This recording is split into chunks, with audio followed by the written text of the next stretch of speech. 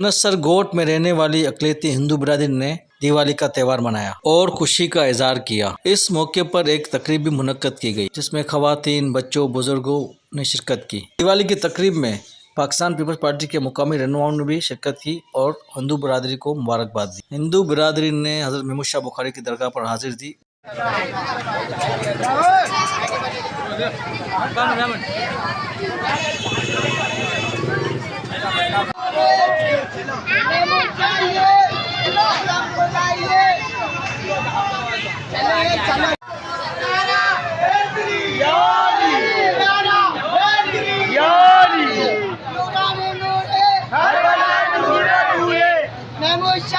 से आइए को भी ये बातें समझाइए।